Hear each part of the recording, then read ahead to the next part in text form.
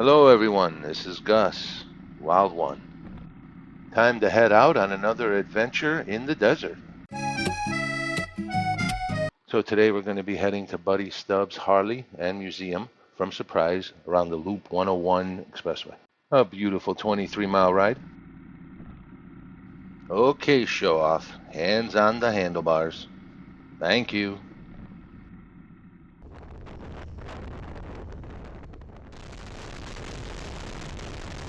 It's another gorgeous day here in central Arizona, somewhere around 70 degrees. January 3rd, not bad. Okay, so while we're cruising at a good altitude here, let me give you a quick tip about riding, which also applies to driving a car as well. Know what's around you, not just in front of you. It's important in the car, but it is critical on a motorcycle. That vehicle in front of you is the least of your worries. You can already see them. You need to know what's around the sides and behind you, because anticipation is the key. Keep your bubble as empty as possible. You'll notice I look around every couple of seconds, as well as behind me in my mirrors. That's our exit, Cave Creek Road.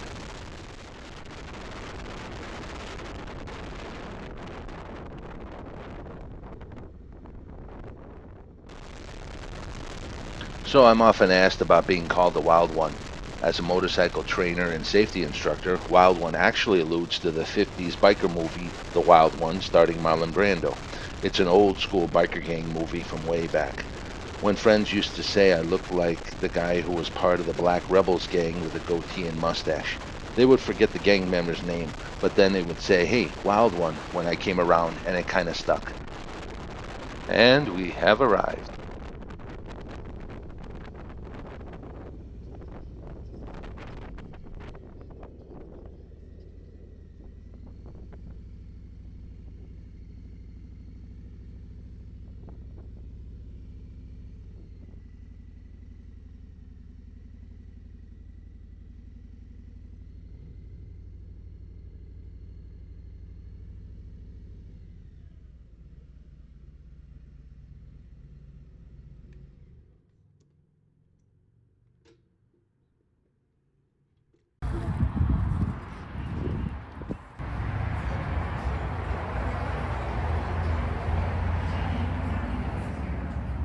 We have arrived at the museum.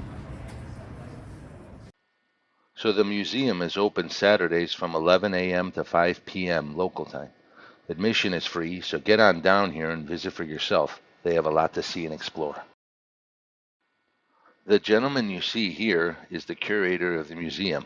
His name is Dwight, and he's a great host and very knowledgeable about the history of motorcycling. In fact, he is 79 years young, God bless him, and is still riding his motorcycle, which is awesome all on its own. You'll be able to hear some of his musings as we move along the tour. What the heck? President Reagan put a tariff on all Japanese bikes over 700 cc's. Lucky number 42. Heh, sidecar. Nice. I gotta get a picture of this.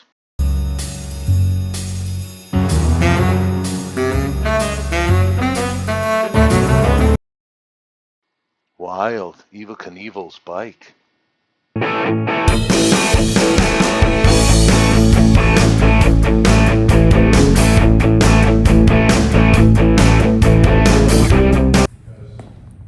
That was his number when he raced Formula One with his American car in New York. We have a very big motorcycle. He was tall. And he built a motorcycle where you sit behind. And you just sit on the head. And you run around. It's out of that.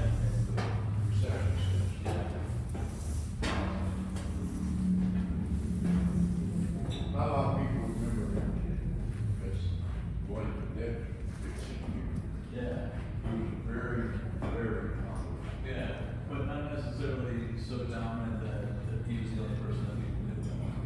Well, it's funny, he just never competed full-time in any series. Yeah. Remember the Riverside Raceway road course out there in California that NASCAR used to go to? Yeah. He raced NASCAR 6 times on that road course and he won 5 of his 6. And he wasn't racing NASCAR, he was in one of the unfamiliar cars. Really? The only reason he didn't win all six of them is because he lost transmission one race.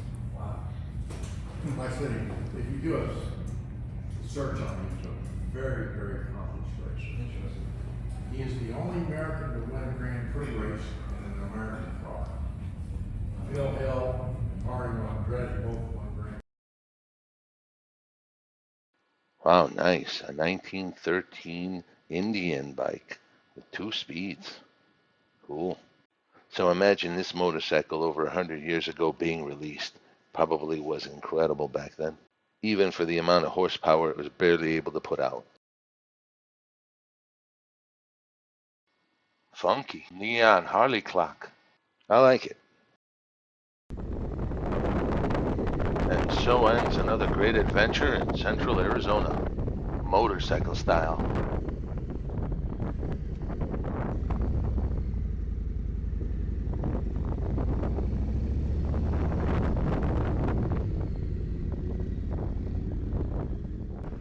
But first, let's get a small snack. How about fries?